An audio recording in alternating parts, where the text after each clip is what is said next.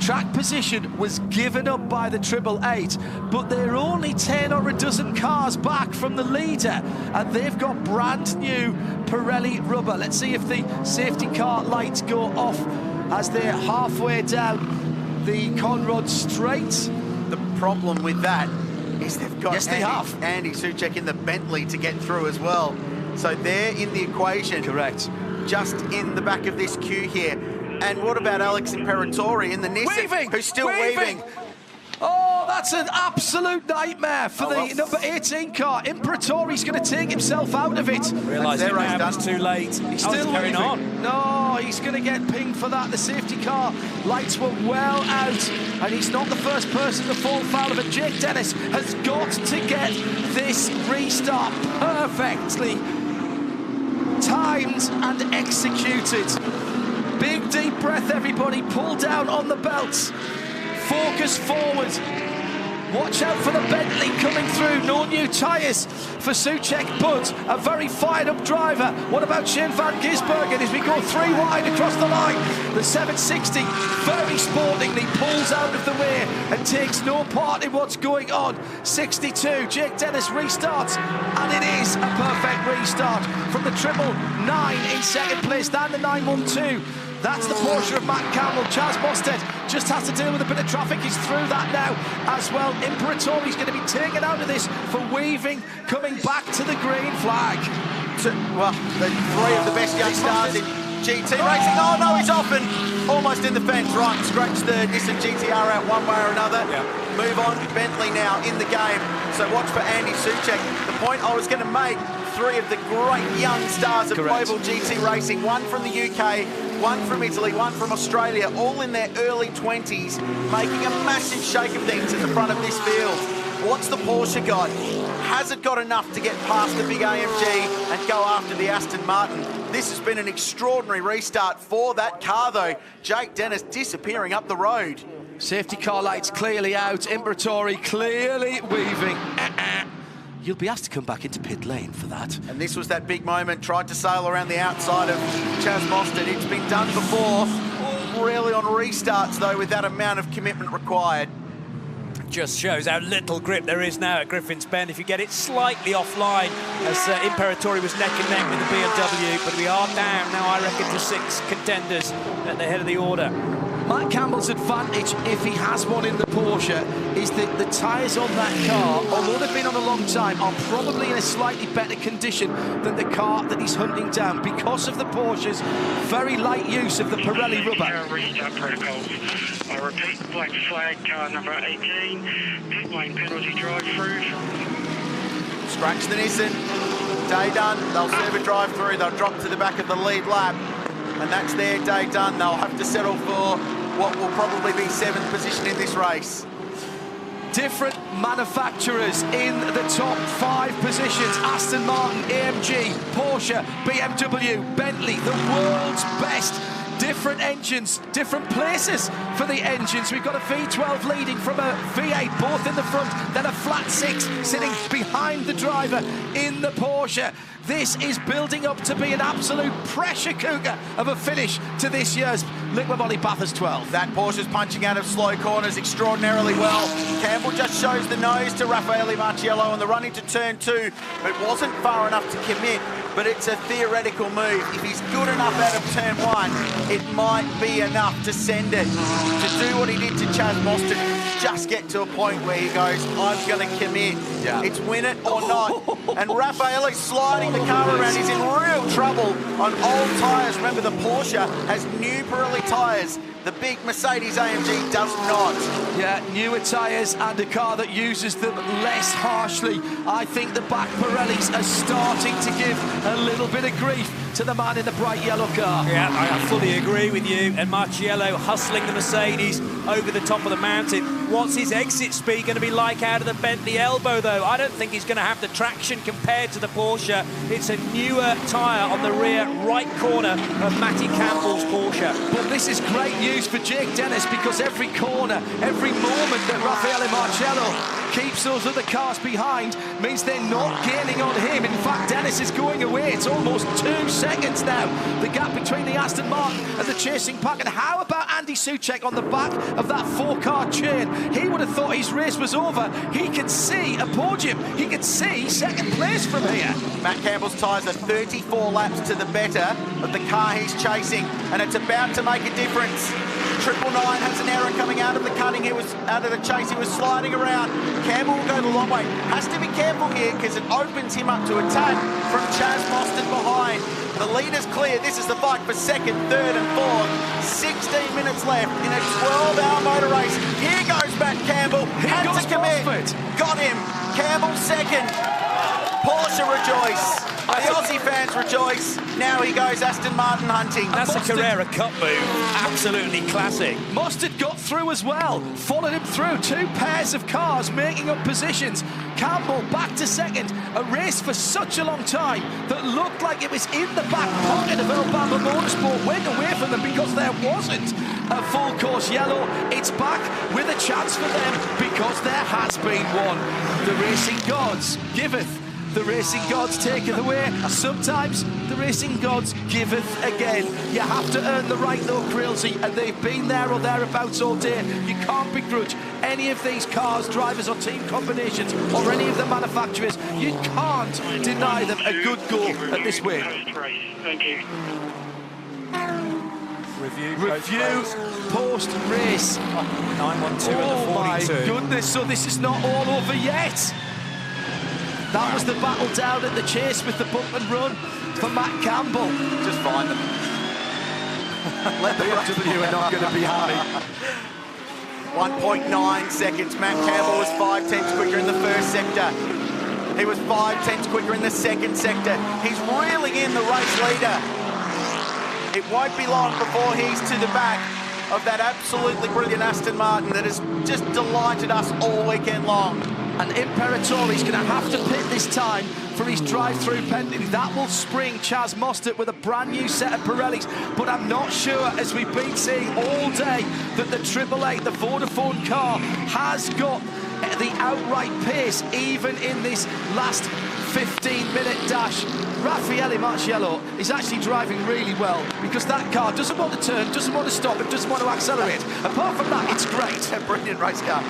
I'm watching Andy Soucek now. I think Bentley's still very much a shot at a podium here. Oh, come on, that's again the 42 moving around. Was that adequate defence or was it over the line? They've done that a lot because they haven't got the pork out of the corners. This is the best form of racing, isn't it? Up the hill goes the Bentley. This is where this car has been so good all weekend long. They've been passing cars with abandon all weekend. Is it a podium for Bentley? Or does he have to wait his time? Again, he goes wide. He's out on the turn. Imperatori comes through. He's Van Gisbergen. They're side by side. Going up the hill, and Van Gisbergen goes through. Imperatori will have to pull out of this battle in a lap's time. I thought he would have come in this time around. So Van Gisbergen down to 5th. And that try for a position from Soucek has cost him 2, net 1, once the blue and white GTR gets pulled out to serve its penalty. 1.1 seconds. Matt Campbell takes 3/10 out of Jake Dennis in the opening sector of this lap. 13 minutes to go. The race finish is the first car across the line, 17:43, so 5:43 p.m. plus 1 full lap. Yeah. Matty Campbell now with the leader. Here's the motor race for me. This is right here. He's got to get it done early before Van Gisbergen or any of the quicker cars can catch him through. Jake Dennis, well, he's done a great job this week. He's endeared himself to the hearts and minds of race fans, not just here at Mount Panorama, but around the world. And the Aston Martin been given a good go in its final major outing in this V12 form for the Vantage. There's so much emotion on the line. The lead Aston Martin going out with a bang. The Porsche, it's the last time for this Porsche, and Earl Bamber's first time as a team owner. BMW in there as well. Chaz Mostert, and that would be emotional because of the loss of Schnitzer, BMW's Charlie Lamb. Watch out for Campbell at the first corner. Is he going to go for a similar move? He's not quite close enough, and almost the car was moving around as if he was going to make a move into Maguire's. I thought you've been too far back, surely. One more lap, though, and Campbell will have a strong chance into either of those 90-degree left-handers. He's driving this car like a Carrera Cup car at the moment, on the nose. The thing pogoing as he gets on the brakes, and the front splitter scraping on the ground. He's driving it so hard with a really aggressive turn-in. How long before they hit traffic? That's my question. Everybody was packed up behind the AMG E63 safety car, but it will not be long at this pace before they start catching the back of the field again. Here comes Campbell, gets out of the Audi, cutting brilliantly well, but there's no real place to go through. Disqualified for the infringement and disobeying official direction.